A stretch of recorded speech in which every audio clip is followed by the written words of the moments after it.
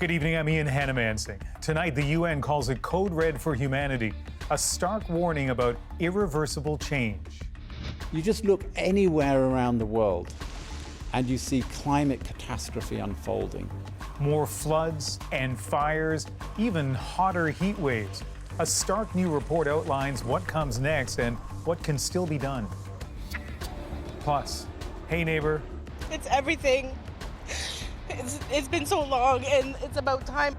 Joy as the border opens one way and worries about Delta down south. It's starting to look a lot like election season, but this vote could be very different. And a Canadian superhero gets his billboard moment in Times Square. The impact of a more inclusive Marvel universe. This is The National. In a summer of devastating floods, heat waves, droughts, and wildfires, this is either the best or worst time for all of us to hear the UN's latest climate report. Humans, it says, are without doubt responsible for global warming and will pay an ever-increasing price. That includes more of what we've already seen this year: parched fields, forests on fire, and deadly heat. Tonight, you'll hear the global effects scientists say are coming and what Canadians are bracing for. Plus, where in those nearly 4,000 pages some are finding reason for hope. The report lays out 5 scenarios for the future. In each one, warming continues and no one will be safe from its impacts. Still, as Jayla Bernstein shows us, there is a chance to prevent a worst-case scenario. It's a bit like an alarm clock. You can keep switching the alarm clock off, but eventually, if you don't get out of bed and go to wherever you're meant to be going to, it will be too late. His hope now that world leaders won't hit snooze. The report from the UN's Intergovernmental Panel on Climate Change warns the Earth will hit its tipping point earlier than expected, warming 1.5 degrees Celsius over pre-industrial levels within just 20 years. That's the temperature cap nations set when they signed the Paris Agreement 6 years ago. This is probably the last report that will be written before we go through and beyond 1.5 degrees C, unless we act now. And that's quite a stark warning. Look at this. Leaning on thousands of scientific papers, the report outlines the consequences if warming continues. By 2050, the Arctic could be ice-free during the summer. There will be more heat waves and droughts. Sea levels will continue to rise, meaning coastal floods seen every 100 years could happen every year. And to erase all doubt, it unflinchingly states humans are to blame. To back that up, a simulated comparison between the world's average surface temperature with human factors and without. The UN Secretary General called the report a code red for humanity, saying the alarm bells are deafening and the evidence is irrefutable. Greenhouse gas emissions from fossil fuel burning and deforestation are choking our planet and putting billions of people at immediate risk. In every scenario the report presented, warming gets worse, but there's still time to limit the damage. If collectively we're able to reduce emissions quickly enough and get to net zero by the middle of this century, we can limit warming to 1.5 degrees or somewhere not too far above that. Activists point out that will take real political will, and it'll be tested soon. In a few months, Glasgow will host a major UN climate conference, and world leaders will be under pressure to come up with a plan. Jayla Bernstein, CBC News, Toronto. With the summer we're enduring, the warnings in that report may feel extra concerning. Karen Pauls now with the climate impacts already being seen here and how the federal government is responding. Extreme weather events have affected millions of Canadians. Firefighters are already preparing for more of this as a result of climate change. But we're really focusing in on the weather piece and as well as the fuels piece and really trying to understand how that's changing over time. In June, Lytton, BC recorded the hottest temperature ever in Canada, 49.6 degrees Celsius. The next day, the village burned to the ground. And we're at the spear point of climate change, but it's coming for everybody. Almost 600 British Columbians died during June's heat wave, including 91-year-old Annie Brown. Her apartment didn't have air conditioning. If we had been planned better, I know that she would still be here with us right now. On the prairies, heat, drought, and grasshoppers have ravaged crops and pastures. You know, you can't make it rain. The north warming at more than twice the rate of the rest of the world. Arctic sea ice at its lowest level since 1850. Seawater levels rising. None of this a surprise to Indigenous people who've been sounding the alarm for years. The Arctic also has great significance to the rest of the world. It is the cooling system for the planet. It is the air conditioner for the planet. In the Rockies, glaciers are melting faster than ever recorded. The Athabasca Glacier that many Canadians have visited in Jasper Park was melting 2/3 of a meter per week downwards, and so that's a tremendous loss of ice. Mountain snow and ice melt caused unprecedented flooding in Whitehorse, something parts of Ontario, Quebec, and the Atlantic region are also familiar with. This is not a partisan issue. This is a science issue. The federal minister is defending the Liberal government's commitments, which include carbon pricing and a pledge to cut greenhouse gas emissions. Let's figure out, working together between provinces, territories, the federal government, Indigenous leaders, and municipalities, how we can move forward. Scientists say this crisis has been caused by human action, and it will require bold action to reverse it. In the meantime, no part of this country will be spared. Karen Pauls, CBC News, Vancouver. United Nations Secretary General Antonio Guterres said the climate report must, quote, sound a death knell for coal and fossil fuels. But today, Alberta's premier pushed back, calling that a utopian notion. If you're to shut off our dependence on hydrocarbon energy in a cold northern economy like this, the cost to human life would be incalculable. We need energy to live normal lives. He said the challenge instead is to reduce emissions. Canada has pledged to phase out coal-fired electricity by 2030. Let's go to CBC News meteorologist Johanna Wagstaff for a look at the impact this report is having. And Joe, I know you've been following the reaction among climate scientists. What are you hearing? Well, Ian, the scientific community not surprised when it comes to the content of the report. It's basically a culmination of the last 8 years of climate science, and we know that the impacts of climate change are happening faster and faster than we first thought. In fact, many climate scientists pointing to the situation across Western Canada, the heat dome, the drought conditions, and the wildfires that we're seeing this summer as a microcosm for the changes that we can expect to happen at rapid pace over the next few decades. The silver lining, though, I think climate scientists pleased that the report really highlighted that there's still time to avoid the worst tipping points, things like collapsing ice sheets, collapsing ocean circulation. Those can still be avoided, and I think scientists glad that it ended on a positive note rather than despair. And speaking of this summer of extreme weather, more hot weather on the way here in British Columbia.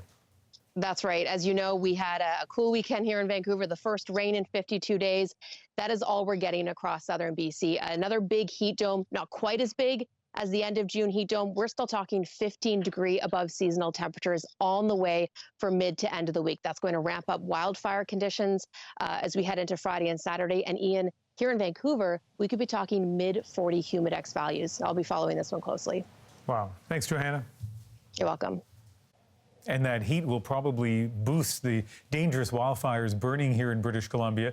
And that's a source of great anxiety. Imagine if you were peering into those fires from a fairly short distance to see your dream retirement property about to go up in flames. Katie Nicholson gives us the ground level view. Every day for the last week, Peter Moore hops in his SUV and hits the road. A 30-minute drive from Kelowna to this dry mountaintop near Vernon, Jesus Christ, where he can see his property. I see the big field. Looks like there's still some spot fires around me. Visibility has been poor these last 2 days. It looks like my place is still there. This is the first time he's had a clear look, and it's not good. God, that one on the other mountain is just smoking away. More spot fires have popped up around his 45 acres, and he can't do anything but watch. Makes me feel like I should be out there doing something. Not far from Moore's property, these pictures taken yesterday by a firefighter reveal others in the area weren't as lucky. And at the north edge of this volatile fire, this Monty Lake home destroyed Thursday. Kevin Cook says his sister only had minutes to escape. By the time she left the parking lot, the tires of the vehicles were on fire already. The back of the house was going up. Jackie was explaining the noise so devilish, like hell sound. It was whirling. Cook lost everything and wasn't insured. Neither is Moore. Yeah, all our eggs are in that basket, unfortunately. That's why my wife couldn't come. She's afraid of what she'll see. And then, a moment of hope. A chopper appears near one of Moore's fires. Water is dumped below. Get on that sucker. And then when you're done, get over to me. Then, back to the waiting, the watching, and the worry. Katie Nicholson, CBC News, Vernon. Wildfires in Greece have burned down forests and forced thousands from their homes. Now there's outrage over the government's response, and that has led to protests. We are protesting against the government that has let all the country burn. Demonstrators are accusing the government of not adequately funding specialized firefighting units. The Greek Prime Minister did apologize today, and the EU is sending more firefighters, more planes. The wildfires have been ravaging Greece for weeks now in the midst of a heat wave. Scientists in Brazil say climate change is making wildfires there harder to control, like this one, currently burning in one of the world's largest wetlands. A research institute says that in just 2 days, almost 1,000 hectares of wetland have burned. California's Dixie fire, now the second largest in that state's history. The blaze has burned nearly 2,000 square kilometers and destroyed more than 400 structures. Firefighters have only contained about 1/5 of this fire. Let's turn to a story that is developing tonight. A Canadian who attempted to appeal a death sentence in China has lost that appeal. Robert Schellenberg, convicted on drug smuggling charges that date back to 2014. His case was just in court in China, where it is already Tuesday morning. A verdict in the case of Michael Spavor is also said to be coming down as early as tomorrow. The businessman has been detained since late 2018 on suspicion of espionage. Katie Simpson is following this breaking news for us tonight. And Katie, let's start with the Schellenberg verdict. According to court documents obtained by my colleague Phil Ling, the court has decided to reject the appeal, so that means they will be upholding the death sentence in the case against Robert Schellenberg. The decision says, the documents say, the facts in the original trial were clear, the evidence was reliable and sufficient, the conviction was accurate, the sentence was appropriate, and the trial procedures were legal. So here's what happens next in this case. Because this is a death sentence, it will automatically be reviewed by China's Supreme Court. That's a process that could take 6 to 12 months. As this happened today, I'm told by a source with direct knowledge of the situation that multiple allies of Canada, like-minded allies, stood at the courthouse to show their solidarity for Canada as they call for clemency. Canada has long called this situation arbitrary, and it is widely seen as retaliation against Canada after Canada arrested Huawei CFO Meng Wanzhou and greatly upset many senior leaders in Beijing. Robert Schellenberg was originally arrested back in 2014 on drug smuggling charges. He was originally found guilty and sentenced to 15 years in prison. However, he appealed that sentence, but when his appeal came forward, it was after the arrest of Meng Wanzhou. And so his sentence, originally 15 years, was then changed to a death sentence. Again, Canada has called this arbitrary. Now, Ian, I just got a statement from the family, an email statement saying, our thoughts and prayers continue to be with Bob. We remain hopeful that the diplomatic efforts between Canada and China will bring about the best possible outcome for Bob, and that the Canadian government's request for clemency will be honored. This must be so agonizing for the family here in Canada. Let's move on to the Michael Spavor case, and a verdict could come in that as early as tomorrow after his trial, Katie, in March. And that was a secret trial. Many Canadians will remember, Ian. No verdict was announced at the end of that trial, but we are expecting a verdict. It could come as early as tomorrow. Canada's ambassador to China will be there on the ground, and possibly there will be another show of support like we are seeing today, like-minded allies to show China that the world is watching. Canada has called these arrests, these trials, arbitrary. It is widely seen as retribution, retaliation for Canada's decision to carry out that extradition request by the Americans to detain and arrest Meng Wanzhou, the CFO of Huawei. All right. Katie Simpson, thank you. Thanks. Well, today, Canada welcomed non-essential travelers from the U.S. for the first time in more than a year. The result, long lineups at land crossings. Ellen Morrow with the long-awaited reunions and yet another change in the rules. So many cars, and with each crossing, a story. It's everything. It's been so long. Daniela Ruscio hasn't seen her American boyfriend in 16 long months. There's thousands of people that have been separated because of this border closure, and nobody understands the real impact of it and what it does to people and relationships. So I just can't wait.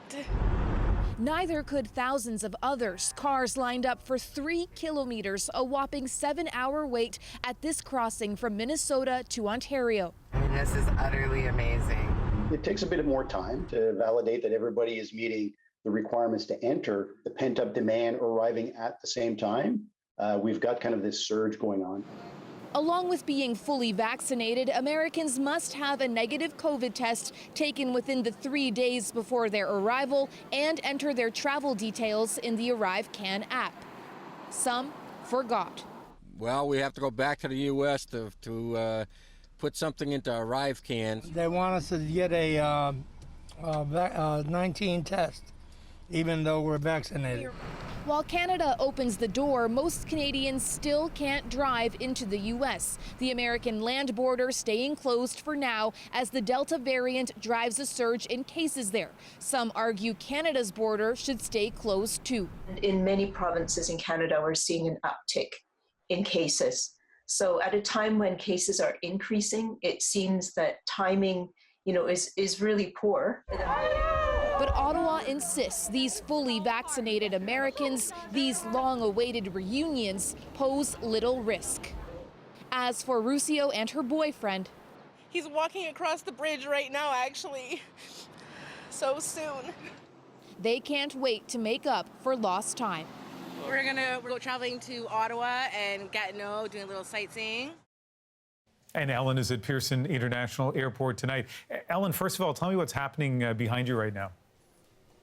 Well, Ian, this is one of the international arrivals areas, and you can see behind me international arrivals coming through. They register at those desks there before most of them still have to complete an on-arrival COVID test, then quarantine for 2 weeks. Now, there is a change today that directly affects fully vaccinated Canadians returning home. Instead of everyone having to do an on-arrival COVID test, fully vaccinated Canadians will only be randomly selected. Another important point for Canadian and American families traveling with kids under 12, who of course are not eligible for vaccines at this point. So long as those kids are traveling with fully vaccinated parents, Ian, they'll also be able to skip quarantine.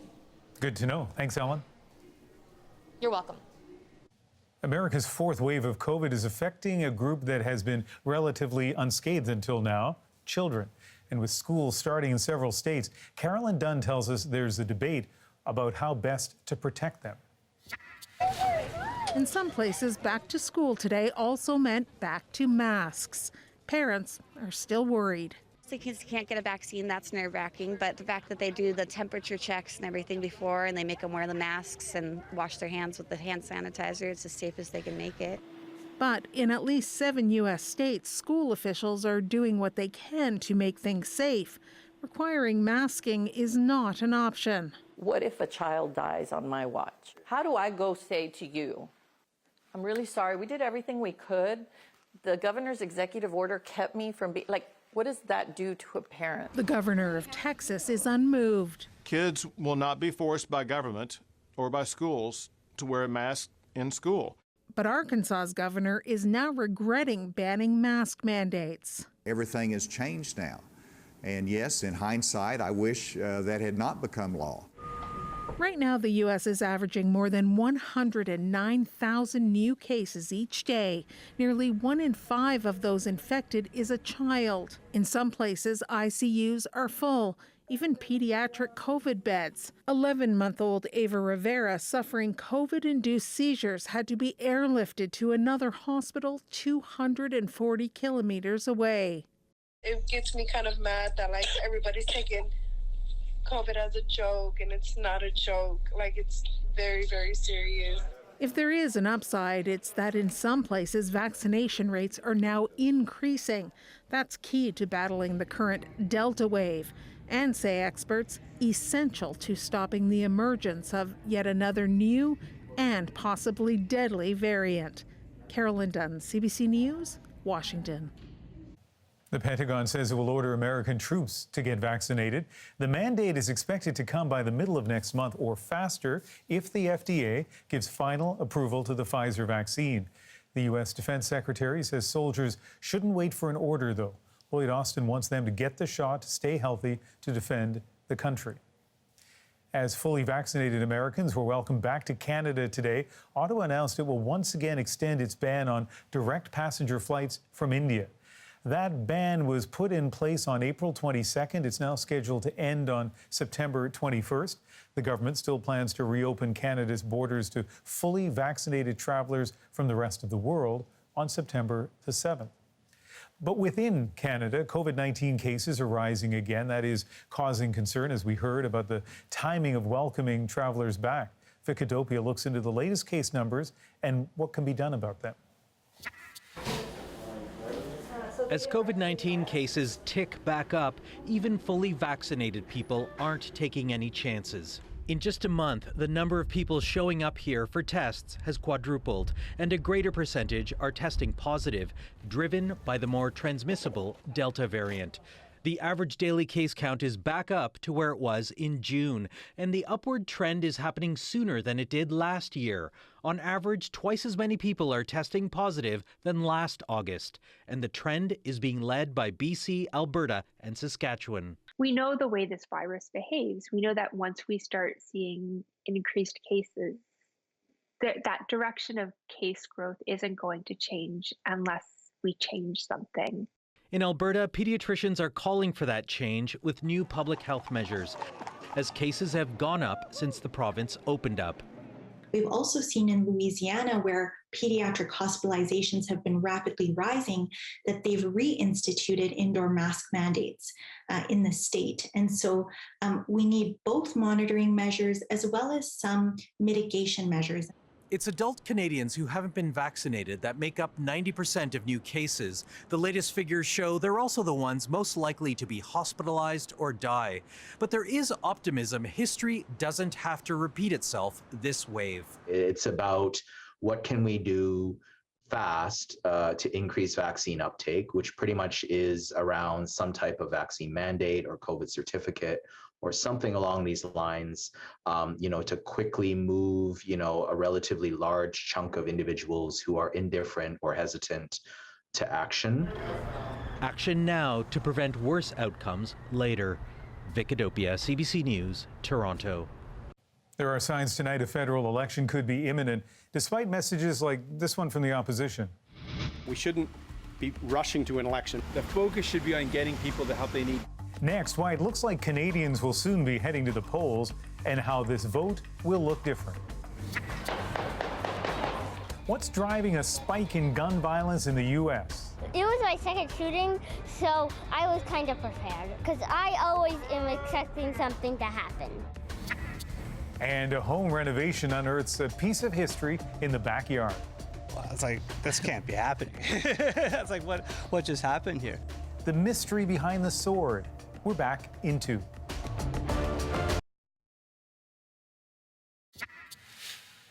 Welcome back. Nova Scotia Liberal leader Ian Rankin is promising to implement a vaccine passport system if he's re-elected next week.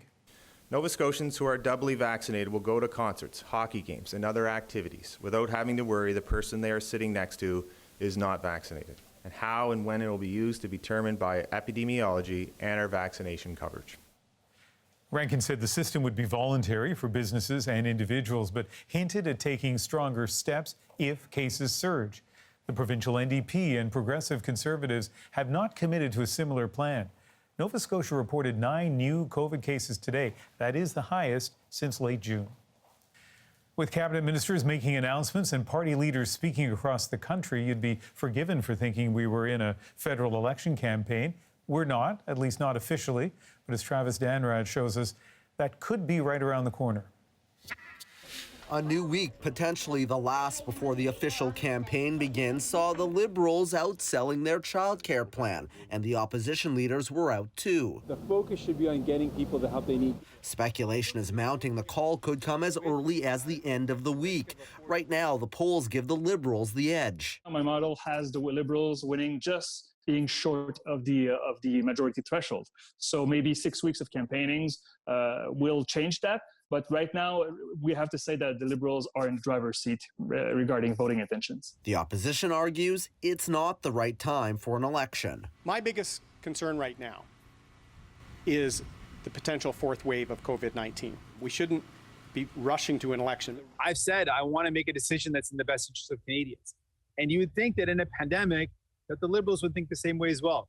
It doesn't look like that's the case. Canada's top doctor has said voting can be done safely. So many of us are now fully vaccinated, which adds even more protection. But as cases rise, uncertainty remains. I know the Liberals would like to have an election, now. However, it's unpredictable what it's going to be like in a couple months. Newfoundland and Labrador's election was upended by a COVID outbreak. The vote went on eventually by mail, but with record low turnout. Still, Elections Canada says it is ready to go. Pandemic voting, including single-use pencils, sanitizer, and social distancing, all part of the plan. 5 provinces and territories have already run elections since the pandemic began. One trend, a steep rise in mail-in ballots, which take longer to count than ballots cast on Election Day. Elections Canada is already warning it could take days to finalize some results. Be prepared to wait, it says, if and when election night happens. Travis Danrad, CBC News, Ottawa. The warning tonight from the UN is dire. Humans are irreversibly damaging the Earth's climate. And yet, there's hope. The biggest takeaway is that the future is in our hands. It's up to us what the future will look like. Next, how individuals can help change course. And later, a Canadian superhero gets his moment in Times Square. We'll be right back.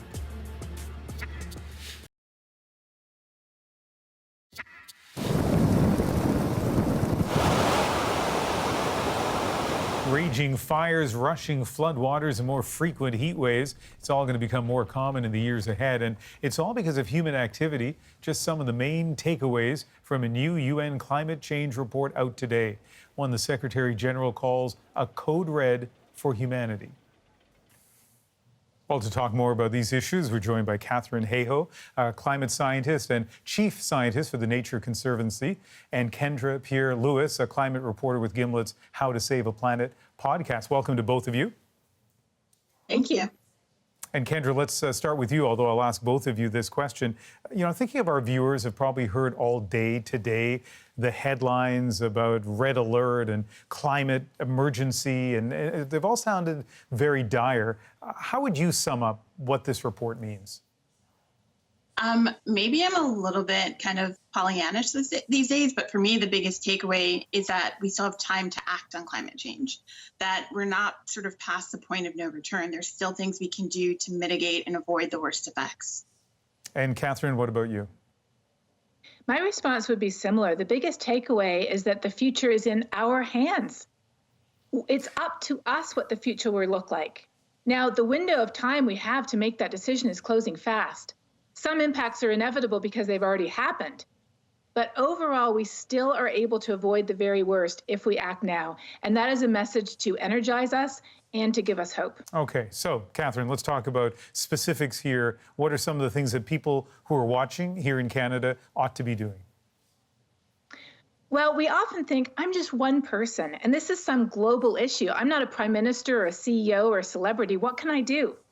It turns out the single most important thing that each of us can start with is talking about it, having a conversation about why it matters and what we can all do to help fix it in our place of work, our school, our place of worship, our neighborhood, our community.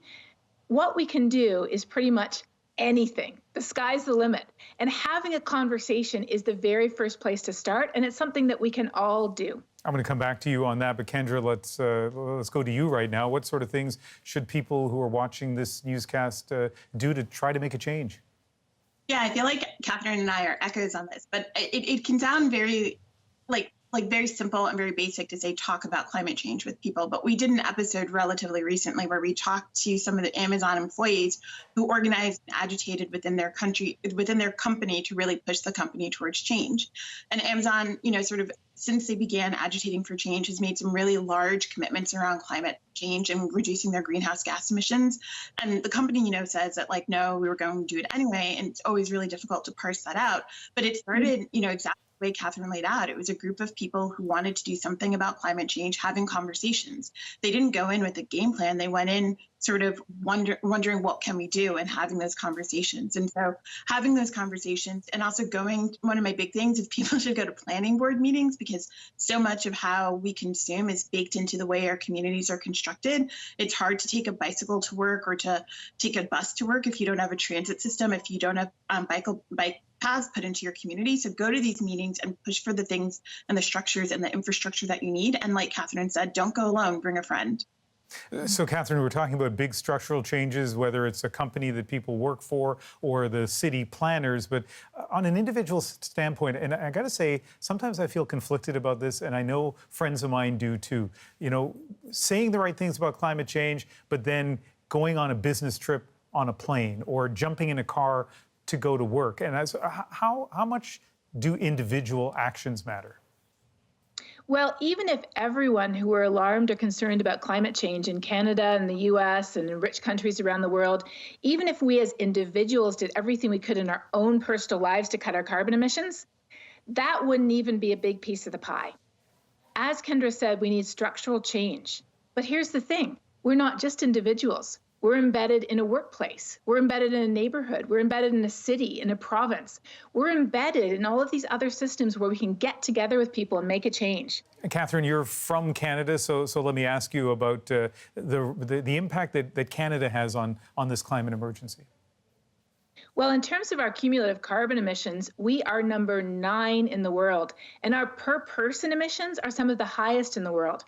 But we're also being impacted by climate change. Longer, stronger heat waves, deadly wildfires, thawing permafrost, rising seas. We are not immune to the impacts of climate change either. It's here and it's now. Kendra, we have about 30 seconds here. I know you want to be optimistic, and that's how you started the interview, but the clock is running here. I don't mean in the interview, but I mean in terms of the climate emergency. So what happens if we don't make changes right now? If we don't make changes right now, sort of the climate linked disasters that we've seen play out over the past 10 years, 15 years, they're going to continue and they're going to get worse. They're going to get more and more. Yeah, they're going to continue and they're going to get worse. And so the thing that I often tell people is change is coming whether we want it to or not. The choice that we have is what is guiding those changes. Kendra, Catherine, really nice talking to both of you. Thank you. Thank you. Now to a different crisis unfolding in the U.S., a surge in gun violence. Next, we'll look at what's behind the spike in shootings and hear from the communities caught in the crossfire.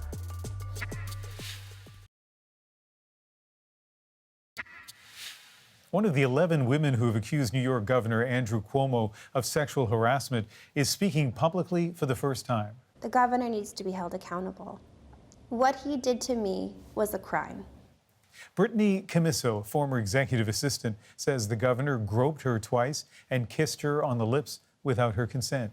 Cuomo denies the allegations and has resisted calls to resign, but he now faces the possibility of being impeached by New York lawmakers. Earlier in the program, we looked at the worsening COVID situation in the United States, but it's not the only crisis plaguing the country. An epidemic of gun crime has been raging since the spring of last year. And as Judy Trin shows us, the response is different depending on where the shooting happened. There is a heaviness in each stroke of Anya Khan Udofia's brush. There's a huge responsibility when it comes to these kinds of murals because, again, the situation, it's not like she died of natural causes. I had to dig deep and go back into when I was 6. Any average 6-year-old, they're still discovering the world. So I wanted to create something that captures that innocence of a child. In mid-July, Nia Courtney was killed in a drive-by shooting in the capital's southeast.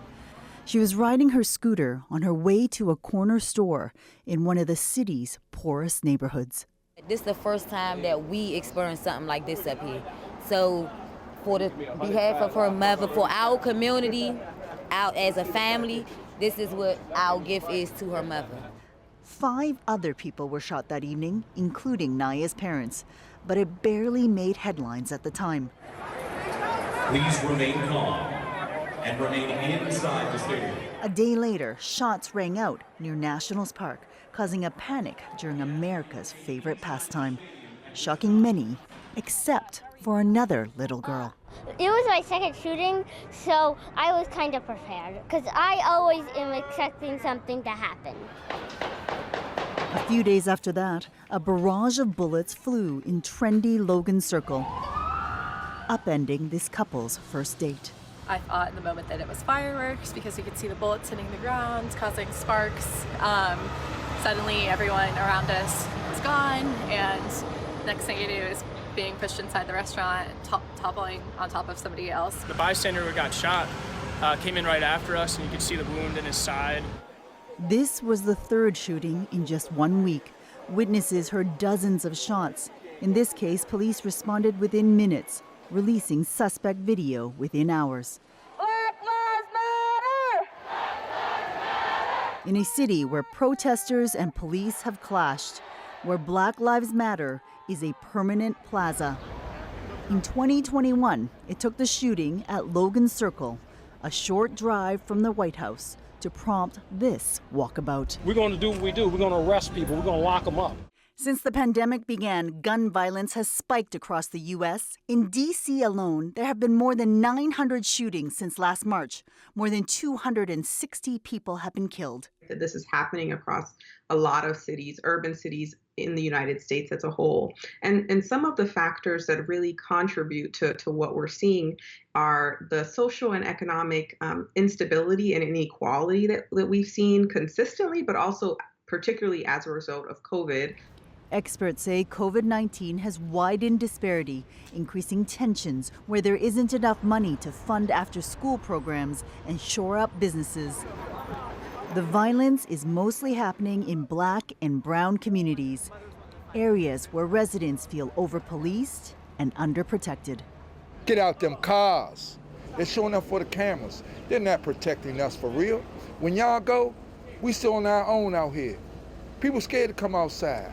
The Biden administration has set aside more than $470 billion to help cities fight gun violence. Most of that money will go to law enforcement, but about a quarter of those funds will go to community programs. For some, getting the balance right will be key to solving this crisis. To make sure that we have a police force that is adequately protecting and serving all community members, while also investing in, alternatives to police, such as like public health models or co-responder models, and investing in things that have been shown to and proven to be effective. Here, Nia Courtney is a reminder that change requires more than murals. It requires trust between communities and the police who serve them. Judy Trin, CBC News, Washington. Ahead tonight, a family in Ottawa tries to solve a mystery unearthed in their backyard. But first, as a Canadian superhero makes his Times Square debut, we look at the power of a more inclusive superhero universe.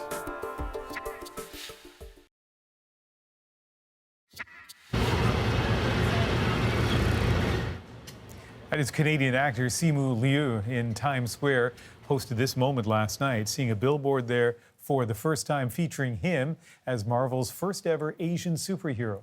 Shang-Chi and the Legend of the Ten Rings comes out next month. It's been a long time coming for actors like Liu to star in such prominent roles. For years, critics have pointed to the glaring absence of diversity among Marvel's superheroes. in a story that aired earlier this year. Eli Glasner looked at what the studio is doing to change that. The legacy of that shield is complicated.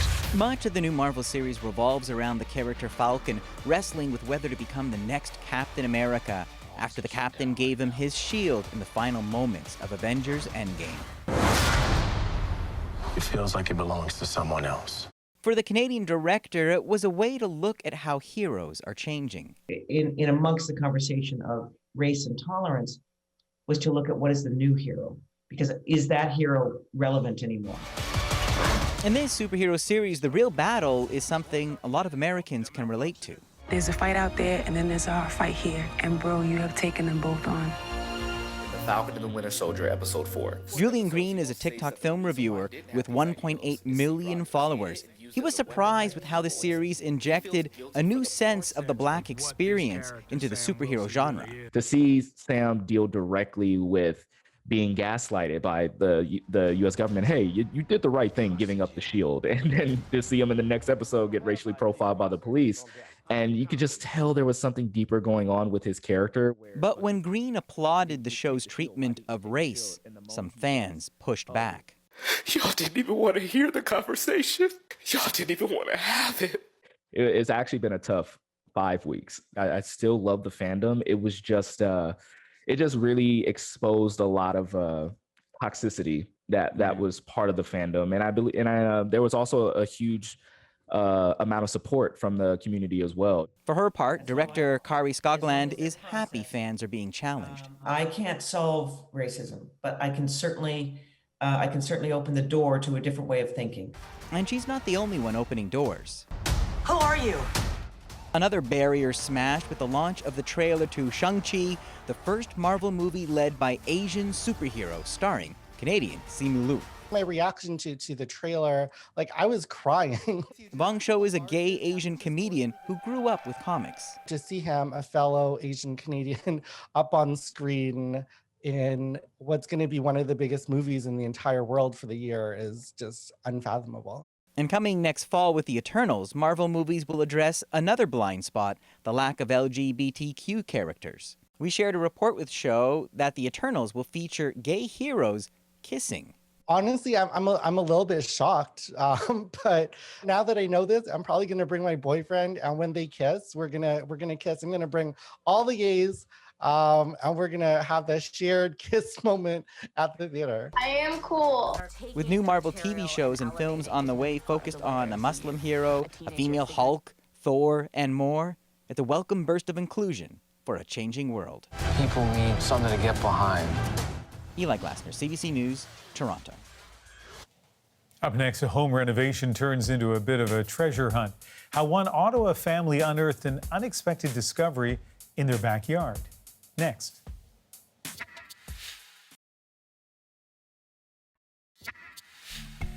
It's not what you'd expect during a home renovation, but instead of a call from contractors saying something went wrong, this Ottawa family was told their backyard contained a piece of history.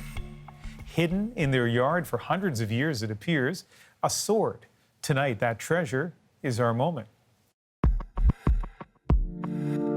We were doing the landscaping, and we got a call from the crew at one point in time to come over because they had found something. As they were digging, they most likely went about 3-4 feet, and then as they were backfilling, the sword appeared. I was like, this can't be happening. It's like, what just happened here? So at that point in time, it was covered with mud and sand and so on. So we tried to gently dust it off, and then we took a look, and it was like, wow, this is unbelievable. I think we're just going to get it in a glass box or something and mount it on the wall. Yeah, conversation piece.